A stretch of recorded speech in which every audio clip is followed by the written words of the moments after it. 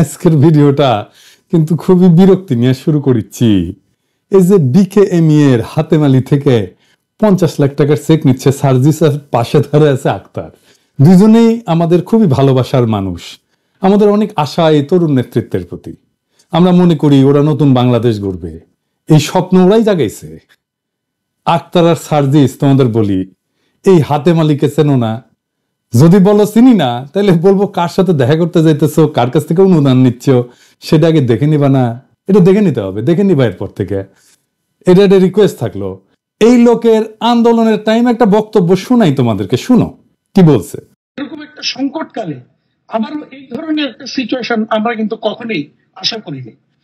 আজকে এই যে তাণ্ডব আমরা গত কয়েকদিন দেখেছি, আমরা আশা করব সরকারের গোয়েন্দা সংস্থা এবং সরকারের গুরুত্বপূর্ণ যারা আছেন দায়িত্বে, তারা এই বিষয়গুলি নিশ্চয়ই উদ্ঘাটন করবেন এবং তাদের বিরুদ্ধে প্রয়োজনীয় ব্যবস্থা নেবেন। এর মধ্যে আমরা সরকারের পাশে সবসময় ছিলাম, এখনো আছি ইনশাল্লাহ। আপনার পাশে আমরা থাকবো। ব্যবসায়ী সমাজ সবসময় আপনার পাশে। ওর হাতে কি রক্তের দাগ লেগে নাই? ওর 50 লাখ টাকা ছাড়া চলতেছিল না, টাকাটা ফেরত দাও। আমারও তো টাকা নাই, তাও আমি 1 মাসের মধ্যে তোমাদের 50 লাখ টাকা তুলে দেবো, প্রতিশ্রুতি দিলাম। ভিক্ষা করবো, ভিক্ষা ভিক্ষা। ওতে কোনো গ্লানি নাই আমার সন্তানেরা শহীদ হয়েছে, তাদের পরিবারের জন্য 50 লাখ টাকা পাওয়া যাচ্ছে না, এর জন্য হাতেমালির কাছে তোমাদের হাত পাততে হচ্ছে। তা না হয় আমি ভিক্ষাই করলাম, কোন অ্যাকাউন্টে টাকাটা দিতে হবে জানাও, দিয়ে দিব নিয়ে। এবার আসেন আজকের আলাপে আসি।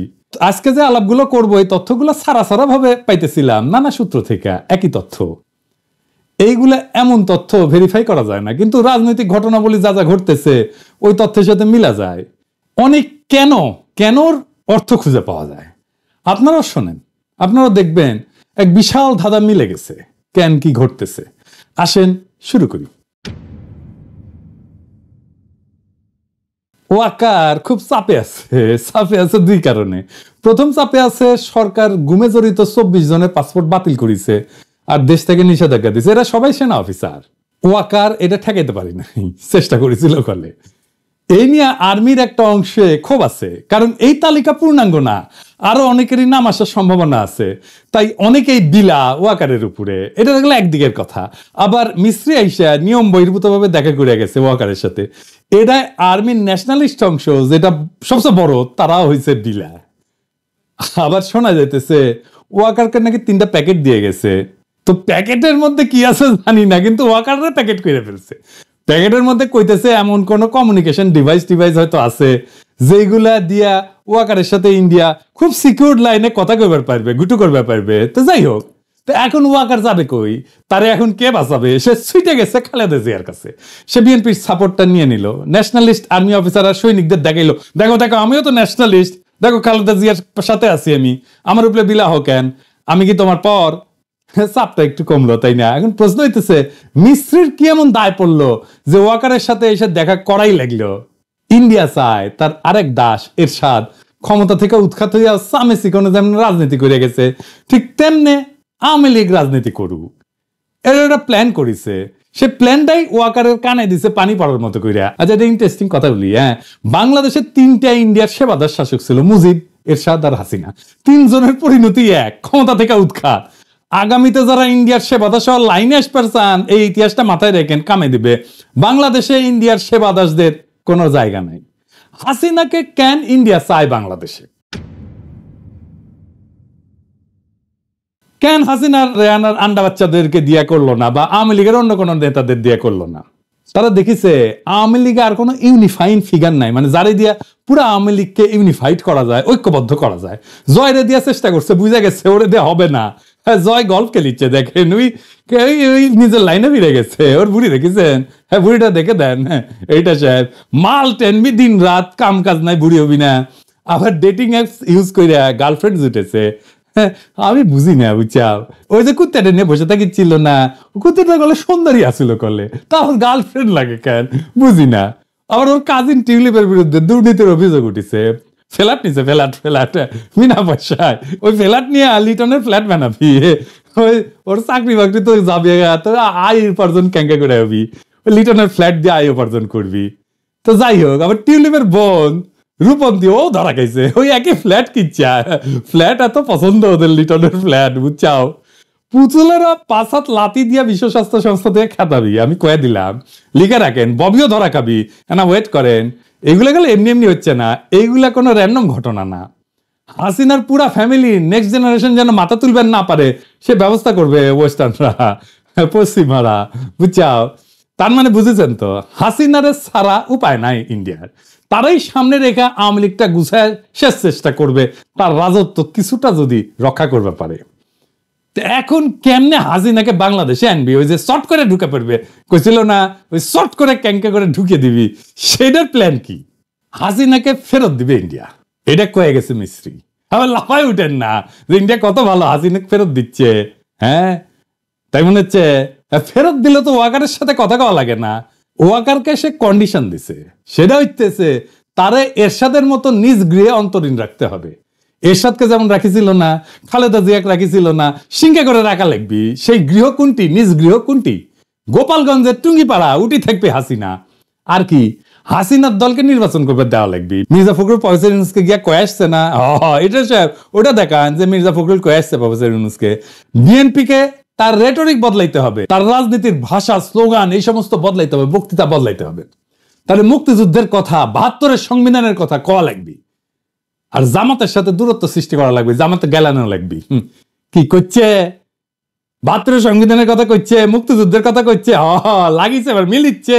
তার মানে ইন্ডিয়া চাইতেছে আওয়ামী লীগের শূন্য স্থান এটা আওয়ামীকৃত বিএনপি কে দিয়া পূরণ করবি। ইন্ডিয়া জানে বিএনপি জিতবি ইলেকশনে, এটা শুনে বিএনপির লোকেরা খুশি হয়ে গেছে যে দাদা কইছে যে জিতবি, যে তার চান্স আছে, এটা ঠিক। যাই হোক, আলাপে পরে এসেছি। এই কারণে বিএনপির উপরে ধরেছে বাজি ইন্ডিয়া, বিএনপির ডিস্টার্ব দিবি না ইন্ডিয়া এই 5 বছর, এটা কইছে। এটা হইতেছে আন্ডারস্ট্যান্ডিং। এইবার আপনারা আশেপাশে যা ঘটতেছে তা মিলে যাইতেছে, তাই না? কেন কোনটা ঘটতেছে? ওয়াকার এসে খালেদা জিয়ার কাছে আত্মসমর্পণ করছে, আশ্রয় চাইছে, ইন্ডিয়ার সাথে আন্ডারস্ট্যান্ডিং হয়ে গেছে, তাই বিএনপি আকাশে উঠতেছে, ক্ষমতার তো চলে আসিছে। খারান একটু খারান, এত তাড়াতাড়ি উল্লাস করেন না। হ্যাঁ, বিএনপিরে ইন্ডিয়া যে ডিস্টার্ব দেবেন না, দেশের মানুষকে ধৈর্যা, তারা ঠাসি খেয়ে বসে থাকবে। ভোটের হিসাব জানি না, বলা মুশকিল, কিন্তু একটা কথা বিএনপি কই, আপনাদের যত প্রস্তুতি থাকুক, আপনাদের ভোটে হারায় দেওয়া কোনো ব্যাপার না। একটা সিরিয়াস টিম যদি কাজ করে 3 মাস মাত্র, আপনার বিরোধী শক্তিগুলো যদি ঐক্যবদ্ধ হয়ে যায়, কয়েকটা স্ট্র্যাটেজিক মুভ নেয়, আপনি হারবেন কিনা জানি না, কিন্তু আপনার আসন সংখ্যা ব্যাপকভাবে কমায় দেওয়া যাবে। কেউ যদি এটা করে কি হবি?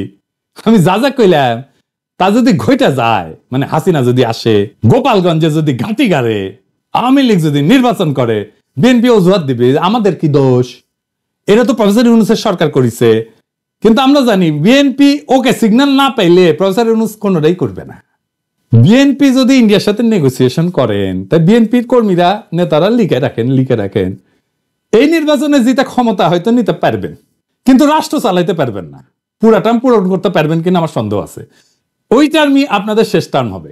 আপনারা আর সরকার গঠন করতে পারবেন না জিন্দেগিতে। আপনারা এই জুলাই আগস্ট বিপ্লবের চেতনা ধারণ করতে পারবেন না, এটা করতে হবে ধারণ। এটা মনে করেন না যে আপনাদের হুদায় বদনাম করিচ্ছি। হ্যাঁ, খুবই বিশ্বাসযোগ্য ভাবে ক্যালকুলেট করে দেখাই দেওয়া যাবে কেন আপনারা আর ক্ষমতা আসতে পারবেন না যদি ইন্ডিয়ার সাথে নেগোসিয়েট করে আসেন। এটার বাইরে আরো 2টা কারণ আছে। আপনাদের রাষ্ট্র চালানোর প্রস্তুতি নেই। প্রায় 18 বছর আগে যারা মন্ত্রী ছিল তারা কেউ আর কর্মক্ষম না।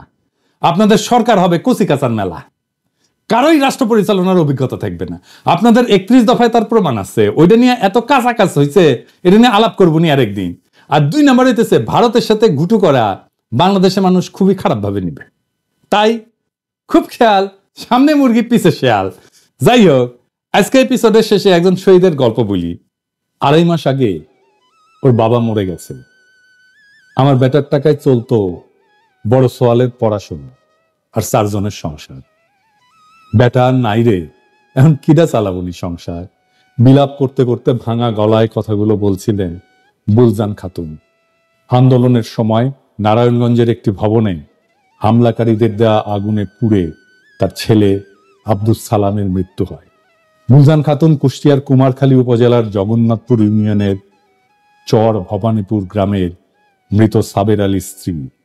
তার ছোট ছেলে আব্দুস সালাম নারায়ণগঞ্জের চিটাগাং রোড এলাকায় একটা 10 তলা ভবনের 2য় তলায় ব্যাংকটির একটি শাখায় সাজসজ্জার কাজ করছিলেন। আন্দোলনের সময় সহিংসতায় বিকেলে ওই ভবনে আগুন দেয় দুর্বৃত্তরা। আগুনে পুড়ে ঘটনাস্থলেই মারা যান সালাম। চর ভবানীপুর গিয়ে দেখা যায় টিন শেডে আধ পাকা একটি ঘরের ভেতর সালামের মাকে ঘিরে বসে আছেন স্বজনেরা, আর তার মা বিলাপ করে কাঁদছেন। আরেক কক্ষে বাকরুদ্ধ হয়ে শুয়ে আছেন সালামের স্ত্রী মারিয়া খাতুন। কথা বলার শক্তি হারিয়ে ফেলেছেন তিনিও। পাশেই বিছানার উপরে খেলা করছে তাদের 1.5 বছর বয়সী একমাত্র সন্তান। শিশুটিকে দেখে কেউ কেউ বলছিলেন সে বুঝতেই পারছে না যে তার বাবা আর নেই। সালামের বড় ভাই আলামিন বলেন, শনিবার বিকেলে হঠাৎ ফোন দিয়ে সালাম আমাকে বলল, ভবনে আগুন দিয়েছে, ধোঁয়ায় কিছু দেখা যাচ্ছে না, শ্বাস নিতে কষ্ট হচ্ছে, আমি মনে হয় আর বাঁচবো না, তুই আমার স্ত্রী, সন্তান আর মাকে দেখে রাখিস। নিহত সেলিমের স্ত্রী শোভা খাতুন জানান, গত বিকেলে ফোনে সেলিমের সঙ্গে শেষ কথা হয়েছিল। ফোনে বারবার তিনি বলছিলেন, প্রচুর ধোঁয়া, নিঃশ্বাস নেওয়া যাচ্ছে না, হয়তো আর বাঁচবো না, বাবা, মা আর মেয়েকে দেখে রাখিস। বিলাপ করতে করতে শোভা বলছিলেন, এখন আমাদের দেখবে কে? 3 বছরের মেয়েকে নিয়ে কোথায় যাব? শহীদ সালামের পরিবারকে যদি আপনারা খুঁজে পান, আমার কাছে নিয়ে এসেন, আমার সাথে পরিচয় করিয়ে দিন। আমার সীমিত সামর্থ্য দিয়ে এই পরিবারটির দায়িত্ব নেব।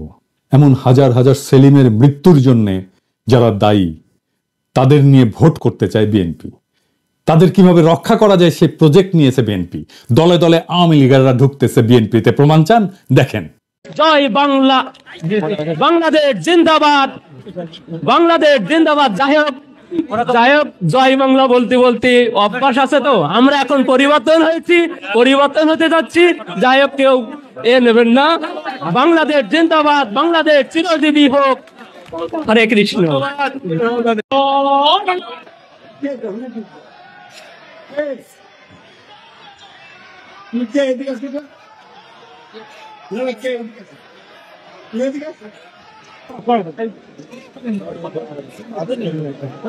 আপনার ভক্ত এইভাবে করতে চান, বুঝছেন তো?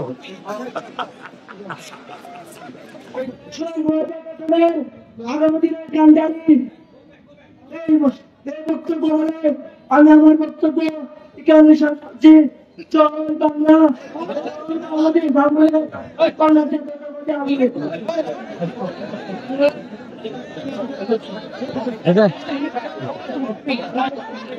জয় বাংলা মানে ধ্বংস, নষ্ট। এই ধ্বংস আর নষ্টকে দলে ঢুকায় আপনি আগামীর বাংলাদেশের রাজনীতি করবেন, ভাবছেন চালায় দেবেন? দেখেন, আপনারা যা ভালো মনে করেন, গুড লাক। জুলাই আগস্ট বিপ্লবের পরে বাংলাদেশে নতুন রাজনীতি নির্মিত হবে। ওই বিপ্লবের ময়দানের লালিত স্বপ্নকে বাস্তব করে তুলতে হবে। শহীদের রক্তের দাগ এখনো শুকায় নাই, তার অন্তিম শয়নের মাটি এখন আমাদের অশ্রুতে ভেজা। সেই রক্ত আর অশ্রুর উপরে দাঁড়ায় আমরা এক নতুন বাংলাদেশ গড়ার শপথ নেব, কারণ সেই শহীদেরা অপেক্ষায় আছে এইটা দেখার জন্য যে তাদের আত্মত্যাগ বৃথা যায় নাই। ইনকিলাব জিন্দাবাদ।